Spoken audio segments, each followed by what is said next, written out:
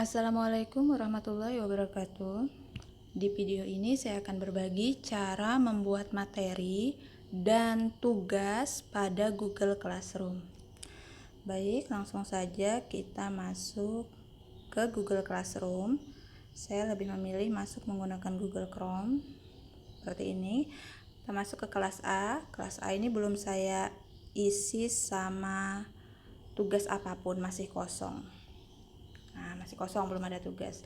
Jadi untuk membuat tugas, klik tanda tambah buat. Pertama-tama saya ingin membuat topiknya terlebih dahulu. Misalnya topiknya untuk hari ini, hari Senin 27 Juli 2020. Kemudian saya ingin membuat materi. Materinya misalnya tentang bilangan bulat.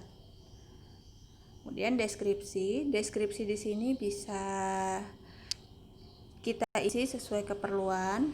Misalnya pada pembelajaran kali ini kita akan belajar atau kita akan membahas tentang bla bla bla. Silahkan dilengkapi sendiri ya. Kemudian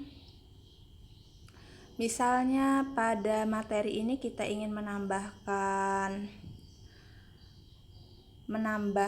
lampiran, bisa kita klik tambahkan. Lampiran bisa kita ambil dari Google Drive, bisa juga dari link, dari file yang ada di handphone kita, entah berupa foto atau video juga bisa. Atau jika ingin melampirkan video dari YouTube juga bisa, kita pilih lampiran yang YouTube itu. Selain itu kita juga bisa menggunakan fitur tambahan seperti melampirkan Google Formulir dan yang lain-lain yang tampak seperti pada layar ya. Kemudian untuknya apakah tugas ini diperuntukkan hanya untuk satu kelas atau lebih dari satu kelas? Nah, bisa kita beri tanda checklist di sini. Tapi jika hanya untuk kelas A saja, cukup kelas A saja. Apabila materinya sama, digunakan juga untuk di kelas lain, bisa diberi tanda checklist. Kemudian topik ini bisa diisi, bisa juga tidak. Apabila tidak diisi, maka dia berada di luar topik. Apabila pada topik langsung kita isi, misalnya Senin 27 Juli 2020, maka dia akan langsung berada di bawah topik yang telah kita buat. Nah, seperti ini misalnya. Kemudian kita posting. Pilihannya ada 3. Kita bisa memposting, bisa jadwalkan, atau simpan sebagai draft saja. Jika kita simpan draft, maka dia tidak diposting. Jadi siswa pada kelas tidak bisa melihat materi yang kita buat ini. Kemudian apabila jadwalkan, jadi kalau jadwalkan itu postingnya sesuai jadwal yang kita buat. Misal kita contohkan jadwalkan ya. Kita pilih tanggalnya misalnya 28 Juli, besok pukul 8.00. Nah, kalau kita jadwalkan, maka dia tidak langsung terposting. Besok tanggal 28 jam 8 baru dia akan otomatis terposting. Nah, saya biasa menggunakan cara jadwalkan materi seperti ini, karena apabila saya membuat materi hari ini, sementara materi itu untuk pembelajaran besok, ketika saya posting hari ini, siswa udah pada buka di Google Classroom dan bertanya-tanya bla bla bla dan seterusnya, padahal belum jadwalnya. Jika Anda merasa terganggu dengan yang seperti itu, nah maka bisa menggunakan cara jadwalkan, supaya ketika waktunya udah jadwalnya harus diposting, dia sudah otomatis masuk dan kita tidak terlambat memposting materi. Atau jika ingin langsung posting tanpa dijadwalkan dan tidak sebagai draft, silahkan klik posting. Nah, dia akan muncul seperti ini. Dia langsung berada di bawah topik Senin 27 Juli 2020, karena tadi kita memilih dia berada di topik itu. Nah, sekarang bagaimana jika tidak kita pilih topiknya? Misal tidak ada topik. Nah, misal posisinya seperti ini ya. Maka materi yang kita buat tidak berada di bawah topik, tapi dia berada di paling atas seperti yang tampak pada layar.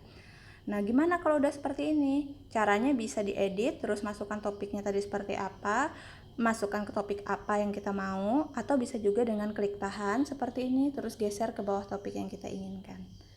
Nah, seperti ini. Seperti itu juga bisa ya.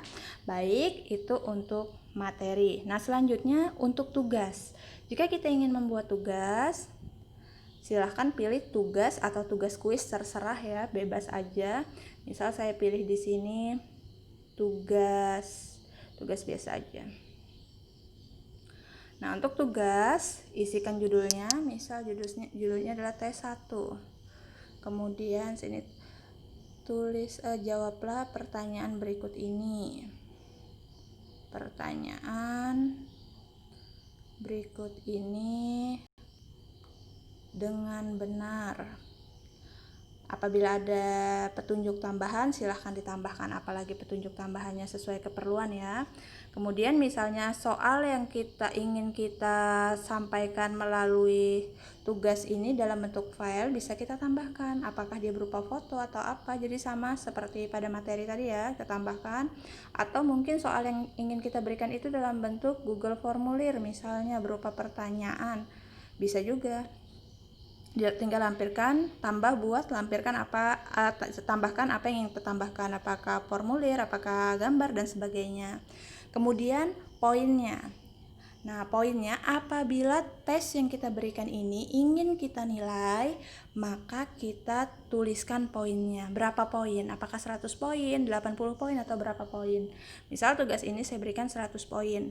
Tenggat batas waktu, jadi kita bisa membatasi waktu untuk peserta didik mengerjakan. Batasan waktu ini sebagai salah satu motivasi supaya mereka segera menyelesaikan tugasnya. Bisa misalnya batas waktu pengerjaan tugas ini tanggal besok 28 Juli 2020, waktunya paling lambat 23.59 misalnya ya. Oke, berikutnya topik saya tambahkan di Senin 27 Juli 2020. Nah, seperti ini. Atau jika tugas ini tidak ingin dinilai, jadi kita tidak perlu menilai, maka di sini kita isi tidak dinilai, kita pilih pilihan tidak dinilai, maka dia akan ada keterangan nanti tidak dinilai. Tapi jika dia dinilai 100 poin seperti tadi, maka poinnya akan tampak. Kita klik tugaskan ya. Ini juga sama, bisa kita jadwalkan atau hanya kita buat draft saja, bisa juga langsung kita tugaskan. Nah, seperti ini tampilannya. Karena saya memilih topik Senin 27 Juli, dia langsung berada di bawah Senin 27 Juli 2020. Nah, sekarang kita lihat tampilan pada kelas-kelas yang lain ya, yang sudah pernah saya buat sebelumnya. Nah, ini kelas saya, kelas 7 Matematika tahun ajaran 2020-2021. Saya pernah membuat beberapa topik. Di sini ada Senin 27 Juli 2020. Ini pembelajaran pertama saya, pertemuan awal tahun ajaran baru. Saya membuat daftar hadir, saya membuat bilangan bulat, materi di sini, dan latihan atau tes untuk mereka. Kemudian ada juga topik yang lainnya, matematika dasar. Nah, ini dia materi dan tesnya. Apa sih keistimewaan tes menggunakan Google Classroom ini? Menurut saya sangat istimewa karena kita bisa memberi nilai langsung dan siswa bisa melihat nilainya langsung dari jauh. Misal kita lihat ya, tes kemampuan dasar 1 yang pernah dikerjakan oleh peserta didik saya. Nah, di sini.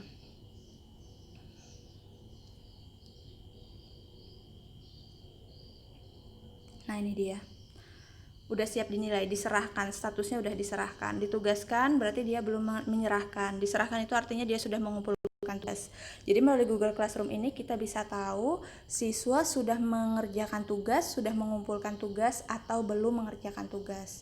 Kita juga tahu siapa yang sudah kita nilai dan belum kita nilai. Di sini yang sudah mengumpulkan tugas tetapi belum saya nilai adalah Ilham Selamat. Kemudian ada yang saya beri tugas tetapi belum mengerjakan, ini ada nama-namanya, statusnya masih ditugaskan. Kemudian yang sudah dinilai, nah ini dia, dinilai, nilainya bisa muncul di sini, kita bisa memberikan nilai. Selain itu ketika memberikan nilai, kita bisa memberi feedback nanti. Nah, ini mereka juga bisa melampirkan jawaban mereka di sini. Menarik ya. Demikian cara membuat tugas dan cara membuat materi pada Google Classroom. Semoga bermanfaat. Wassalamualaikum warahmatullahi wabarakatuh.